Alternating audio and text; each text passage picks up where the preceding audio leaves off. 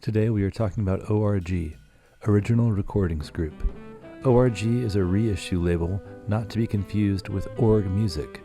Started in 2006 in Los Angeles by executive producer Ying Tan, ORG presses 2 LP double 45 RPM, always pressed at RTI and cut by Bernie Grundman in Los Angeles.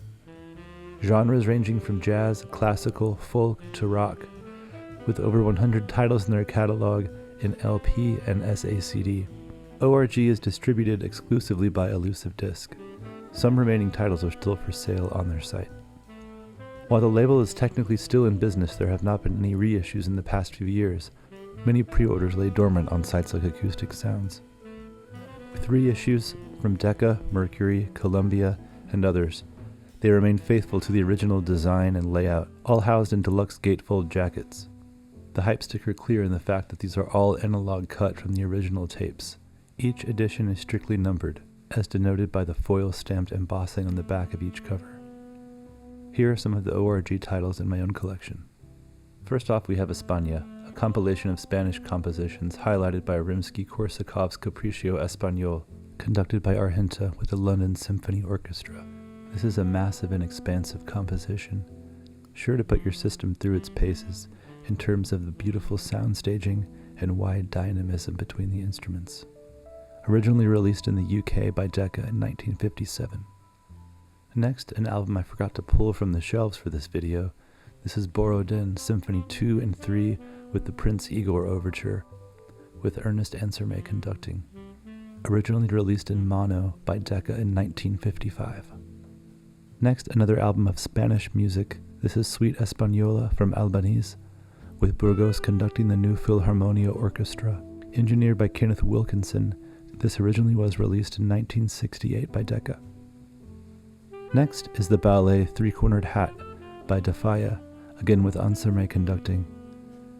This album has garnered some notoriety across the vinyl community on YouTube. My friend Scott at The Pressing Matters did a wonderful video overviewing this album and its many pressing variations. Originally released in 1960 by Decca, this was recorded at Victoria Hall in Geneva. The opening piece is quite the alarm.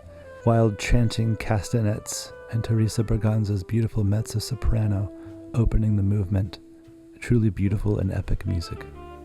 On to a jazz release. This is Stan Meets Chet, Stan Getz and Chet Baker, an often overlooked classic from the golden age of jazz, originally from 1958 on Verve. Funnily, this jacket is larger than standard size and doesn't fit into any of my outer sleeves. This is also a rare title that was pressed at Palace instead of the usual RTI for the ORG releases. Next, a soothing vocal album from the recently departed Astrud Gilberto. This is The Shadow of Your Smile, recorded at the RCA Studios in New York City in 1965.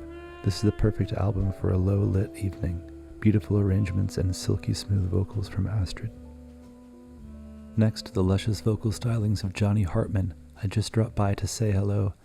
Originally released in 1964, this is an incredible album, with its striking cover image of Hartman smoking on the cover. This features Milt Hinton on bass, my favorite Elvin Jones on drums, Jim Hall and Kenny Burrell sharing guitar duties, Hank Jones on piano with Illinois Jacquet on tenor saxophone.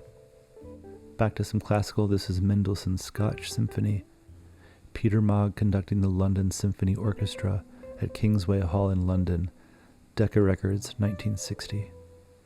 I found this one not too long ago at one of my favorite shops in Southern California, Blind Dog Records in Huntington Beach. Next, my favorite baritone saxophone player, Gerry Mulligan and his quartet, with What Is There to Say. Released on Columbia Records in the illustrious year of 1959, this features Bill Crow on bass, Dave Bailey on drums, and Art Farmer on trumpet. This is an impeccable pressing of a beautiful recording. The players are so lifelike and present. It sounds like they're playing in the room with you. A must-have for jazz fans. I was lucky to find this pressing at the In-Groove in Phoenix, Arizona, one of my favorite retail shops in the U.S. In this classic drive-in scene, Roy Orbison sings Lonely and Blue, originally released on the Monument label in 1961. Orbison's otherworldly voice soars above the lush instrumentation. This is an incredible collection of songs and highly recommended for fans of early rock and roll. Last but certainly not least is the Love for Three Oranges Suite from Prokofiev, with Gerry conducting the London Symphony Orchestra, originally released in 1957 on the Mercury Living Presence label, directed by Wilma Cozart and engineered by C.R. Fine. This is epic music that demands your attention. This recording is a true relic of history, just another immaculate reissue from the amazing catalog of the original recordings group. For more content on vinyl collecting, label overviews, music recommendations, and playlists, please follow along on my Substack. Thanks for watching.